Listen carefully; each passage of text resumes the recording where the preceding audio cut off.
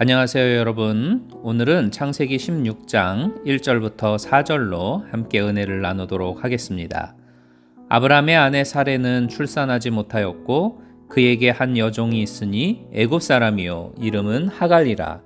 사레가 아브라함에게 이르되 여호와께서 내 출산을 허락하지 아니하셨으니 원하건대 내 여종에게 들어가라. 내가 혹 그로 말미암아 자녀를 얻을까 하노라 하매 아브라함이 사레의 말을 들으니라. 아브라함의 아내 사레가 그 여종 애굽 사람 하갈을 데려다가 그 남편 아브라함에게 첩으로 준 때는 아브라함이 가나안 땅에 거주한 지 10년 후였더라. 아브라함이 하갈과 동침하였더니 하갈이 임신하매 그가 자기의 임신함을 알고 그의 여주인을 멸시한지라. 아멘. 하나님께서 아담이라고 하는 첫 인간을 창조하실 때 그가 살아갈 수 있는 삶의 공간으로서 에덴 동산을 창조해 주셨습니다. 그러나 아담 혼자 살아가는 것이 안타깝게 보이셨고 그래서 아담을 위해 그의 짝을 창조하셨습니다. 이것이 역사상 최초의 가정이 탄생하게 된 배경입니다. 여기에서 우리는 두 가지 중요한 사실을 깨닫게 되는데요. 하나는 가정은 하나님께서 직접 창조하신 공동체라는 사실입니다. 이 세상에 존재하고 있는 모든 조직, 제도, 공동체는 모두 다 인간이 자기들의 필요에 따라 만들었습니다. 그러나 오직 하나, 가정만은 하나님께서 친히 만드셨죠. 그래서 가정은 특별합니다. 그리고 두 번째는 가정은 사람을 위해 창조되었다는 점입니다. 창세기 2장 18절을 보면 사람의 독처하는 것이 좋지 못하니 내가 그를 위하여 돕는 배필을 지으리라 말씀을 하십니다. 홀로 있는 것의 외로움과 쓸쓸함을 아시는 하나님께서 가족 구성원 간이 서로 도울 수 있도록 하는 목적으로 가정을 형성하셨습니다.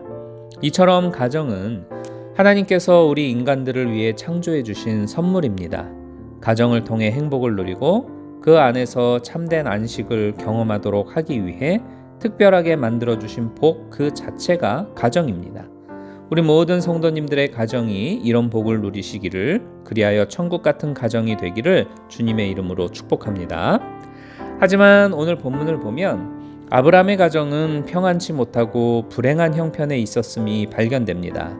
아브라함이 하나님의 약속을 믿고 가나안까지 왔는데 10년이 지나도록 아내 사레와의 사이에서 자식이 생기지 않는 겁니다. 그러자 아브라함은 사레의 여종인 하갈을 통해 자식을 얻으려고 하갈과 동침을 하게 되지요. 그리고 시간이 흘러 하갈은 자기가 아브라함의 아이를 잉태하게 된 것을 알게 되었고 이때부터 자기의 주인인 사레를 멸시하게 됩니다.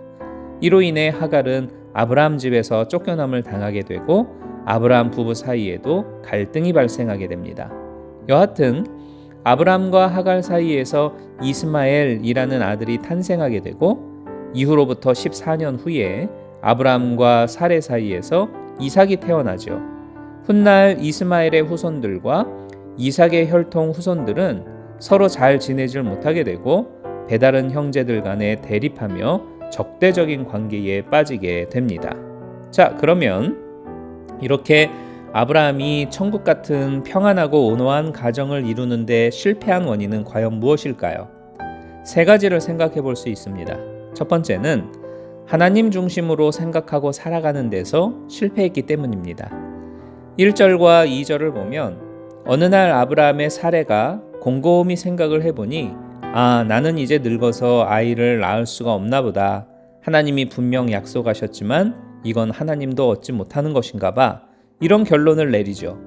그래서 그 당시의 세상 풍습대로 여정을 통해 자식을 얻어야 되겠다 하고 아브라함에게 말하고 아브라함도 아내의 말을 듣고 생각해보니 일리가 있는 이야기라 판단하고 행동에 옮기게 되죠. 여러분, 이것이 아브라함 가정이 실패한 가장 큰 원인이 돼요. 너에게 자식을 주고 그를 통해 번성하게 하겠다 라고 하는 하나님의 약속이 여러 번 주어졌던 만큼 아브라함은 그걸 생각하면서 불안한 현실을 극복해 나갔어야 했습니다. 만일 인간적인 생각을 버리고 하나님 중심으로 생각하여 살았다면 하나님의 다스리심을 받았을 것이고 아브라함의 가정은 천국이 될 수 있었을 겁니다. 하지만 하나님의 음성을 들으며 여기까지 왔던 아브라함이 일순간에 아내의 말을 듣고 그것에 행동을 취하니까 결국엔 이렇게 불행한 일이 일어난 것입니다.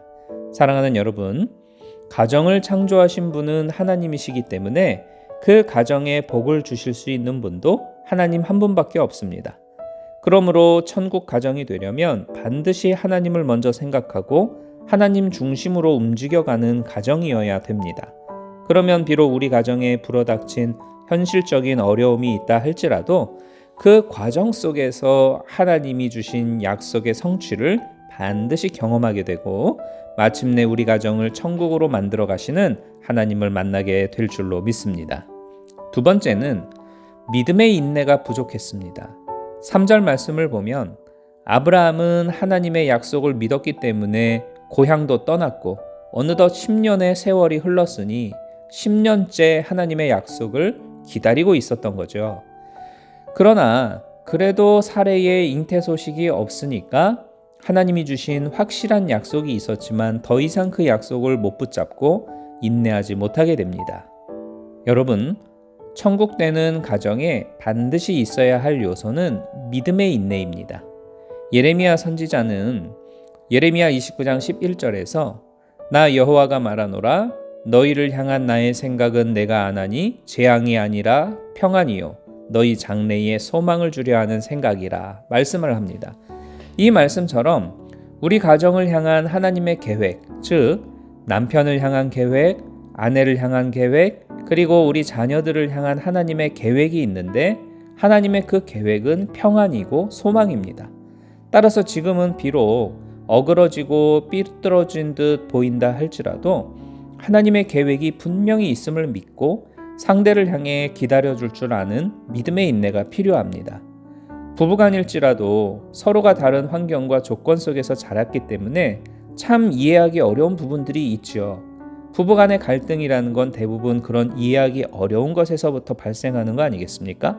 그러나 그것을 참고 서로 이해하려 하고 상대방을 바꾸려고 하는 것이 아니라 내가 맞추어 주려고 애를 쓰면서 인내하며 나아갈 때에 그 가정에 화평이 있고 기쁨이 넘치는 것입니다.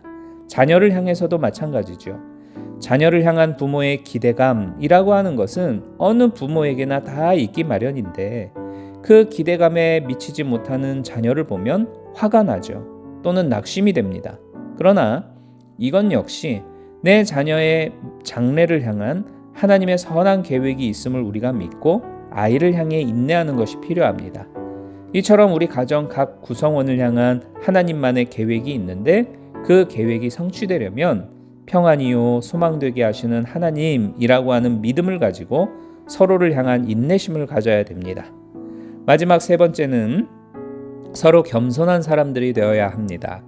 당시의 종은 주인의 소유물이었기 때문에 주인이 하고자 마음먹는 대로 할 수가 있었습니다.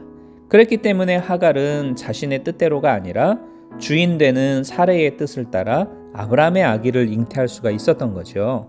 그러므로 당연히 아들을 가졌을 땐 그 영광을 주인인 사레에게 돌려야 했는데 4절을 보면 오히려 그 주인을 멸시했다 기록하고 있죠.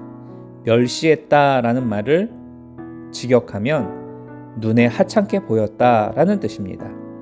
그 당시 시대에는 여자가 자식을 못 가지는 것은 대단한 치욕으로 여겼었죠.